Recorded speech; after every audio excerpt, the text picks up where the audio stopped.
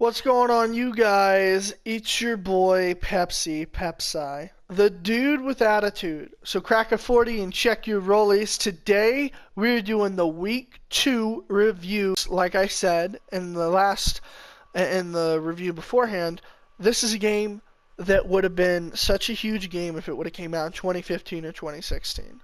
Sometimes the loading screens are literally only a little bit a little bit of time, but sometimes they can take over a minute.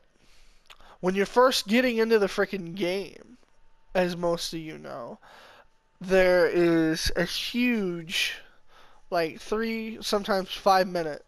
I've timed it. It goes over 4 minutes sometimes, and that's not my PlayStation. There's other people. So the loading screens are a big disappointment.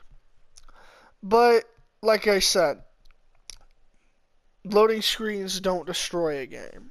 This game is by no means destroyed because of loading screens. That's just one of the. That's probably the biggest disappointment in this game is how many loading screens there are and how long they are. The cutscenes are good. The story, though, as I got telling y'all, it got a little. It goes up and down, up and down. Sometimes it can almost be boring, but then it gets better. Um, since then, the story has actually picked up in a lot of degrees in my second week playing it. I feel like I'm over halfway through the game. Um, Definitely enjoying it. The story, the character development, the scenes are good. One of the reviews I heard before I got this game by players that had the game before said that the emotions and the cutscenes and how Deck talked, they just didn't make sense, and isn't how people would talk. I've watched him, I've listened to him. Sometimes when he's killing people and the melee combat happens, it's a little weird, but no. Deke is not a generic character, nor is he really a weird character. He's a very realistic character, going through all this other shit. He's not a rehashed character from Dying Light or from The Last of Us. He is his own character. And he's a pretty badass character. It goes through. Zombies, haven't really ran into any new zombies. However, I have run into a few more hordes, and it was very interesting because I got stuck at one point, and I got stuck at one point, and it was actually fun. It was like 2 hours trying to figure out how I was gonna get out of the situation, and that's what I like. This is very different, from what other zombie games are, and I kind of like it. Like I said, there's disappointments, but at the end of the day, I feel like this game is a success. But I feel like it'd be more of a success if it would have came out at a different time. Um, so the story definitely, like as I was saying, the story picks up. I haven't found any new weapons. Like I said, there's only like 5 or 6. My favorite is still the bat. The bat with a saw is good too, but definitely love that. Love the combat. There's slight humor in this. A friend of mine who's playing it says there's a lot of humor in it and he really enjoys it. I haven't seen the humor. I haven't seen any new weapons. Okay. I haven't seen any new zombies or new animals that are diseased. One thing I have noticed that I didn't quite pick up on before is there are many, in fact, diseased wolves or infected wolves. Now, I haven't seen an infected bear, I've only seen a normal bear, but you can't take the meat off of an infected wolf, which I actually find that very realistic and whatnot. But those are a lot more dangerous. It looks like they take out more of your health too, and it seems like they might be slightly faster. There are dogs in this. However, I've only seen dogs in a cutscene, a very sad cutscene that we will actually talk about in week 3 review, if there's a week 3. I say if because maybe I will finish the game and maybe that'll be the final review. Um, But yeah, cut scenes, the emotions picked back up definitely. A lot of good stuff has definitely happened right here. Now, I'm liking the weapons that you can unlock if you get your trust up. The more weapons and the better weapons, it makes it easier to take on hordes. Makes it funner. But me personally, I I honestly like to just sit back and use my guns on the zombies, but I melee the fuck out of the humans. I try to kill the humans with my bat and everything else. I roll. That's really the key. Roll, roll, roll, hit, hit, hit, roll, roll, roll, hit, hit, hit. One thing I have liked is since I've taken out all the infestations, at least so far, another one popped up. I took out that one, so I have a feeling there will be at least a few more that pop up. Um, I've taken out most of the infestations as far as I know, and I've taken out the ambush hunters. Now I don't know if more of those will pop up, but since I have, kind of died down. I'm not getting attacked on the road. I'm not running into a shitload of zombies. That said, sometimes there are a lot of zombies, just not as much as there was before. So, that I guess that was a way to kind of reward you for taking them out, but at the same time, it's more interesting when they're there. Aside from that, what I'm getting at though is I still run into some people that I can help, and that's what I like. Sometimes there'll be a person in a car. Sometimes there'll be a person tied up in the middle of a road, and you'll have to save them. Which at the beginning of this, you saw gameplay of that. Um, but they'll be tied up, and there'll be people literally lying in wait to attack you. Some of them have guns, some of them have weapons that they can hit you with. So that's a big thing too.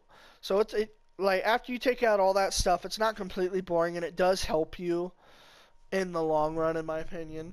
But I still have the worry of what am I gonna do when I beat the story, and that's what I'm gonna get to now. The story's really good, and it is open world, and that's something I like about this zombie game. That's what I really liked about Dying Light. There's so much stuff to explore and see, but after a while, it kind of looks the same. Now, I'm not saying it's completely the same. I'm just saying after a while, it's just like, what now? And, that's the beautiful thing about GTA and other things. Once you've beat the game, there's so much other stuff you can do. What After you beat every single story thing in this, what can you do? Ride around, kill zombies. Now, mind you, that's fun. But for how long is that fun? Honestly, to me, I feel like that would get kind of, what's the word? Repetitive and boring. I like the one job missions, and I'm kind of hoping that after I beat the story and beat all of the stuff, there'll still be jobs that pop up. Maybe they'll be a little different and kind of the same, but at least it'll be something for me to do and not blood, where I'm just like, because that's the thing about digital games. When you get them, you play them, but you don't really want to undownload them. That's the whole point of getting them digitally. You feel like you're going to play it forever. Um, I hope that they find another way to do that. I have my own ideas on what could make Days Gone better after the story, which I will get into in the final review. It does involve multiplayer. That's all I'm going to say. Be looking for that video. But overall, after 2 weeks of playing this game, three things. Visuals are still a 10 out of 10. The story keeps going back and forth. I'd say it's a solid 8 to 9. The lowest it goes is a 6 sometimes when it gets really boring. But where I'm at right now, I'd give it an 8. Overall, as a game, I would give this a solid 7. And it's pushing to 8. It's pushing to 8 right now. I've really enjoyed the game. I don't regret my I didn't even spend $60. I got the deluxe edition, which was $75 with the tax. Definitely, the normal game itself cost $60. Obviously, the normal base game is definitely worth $60. The bonus stuff, though, that you get with the deluxe, you get a few modifications for your bike, which is something else I love. You can modify your bike, and it does help. The best thing I can tell y'all is work on speed and protection and gas. Do that, and you'll be golden whenever doing missions. You get a drifter bow, and I love the drifter bow. And a lot of people were really excited about it because they could pretend they're Daryl from The Walking Dead. I don't blame you. The bow is actually really cool for headshots, and it's a realistic bow as well. That's something else I've actually really enjoyed is you have to really think about how to aim it.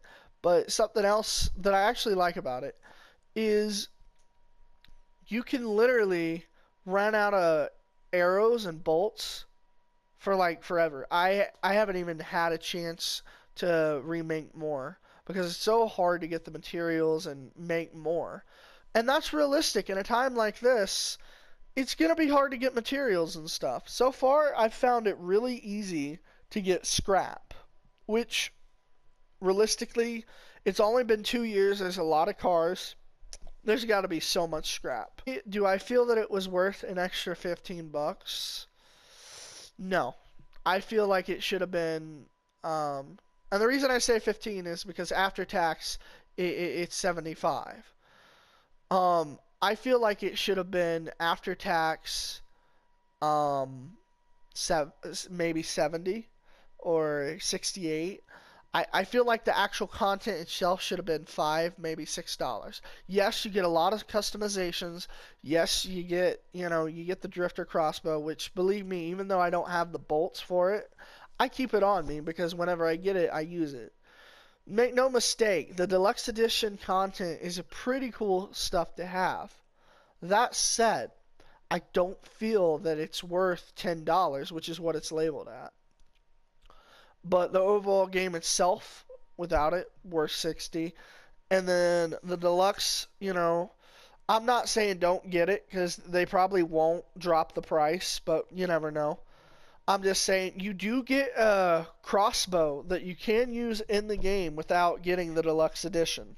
So try that out first. It's just the drifter crossbow. I guess it has better accuracy and better this and that. But yeah, it's definitely cool. My week 2 review, I'll go ahead and tell you, week 1 I didn't give it a letter grade. I'll give week 1 a B, but I'll give week 2 an A minus. The game's good. A friend of mine wants to get World War Z over this. For those that are thinking about that, I haven't played World War Z, but I do know about World War Z. I plan on getting it. Looks fun, but it literally has like four or five chapters or whatever. And yes, it has co-op and this and that, and it's 40 bucks.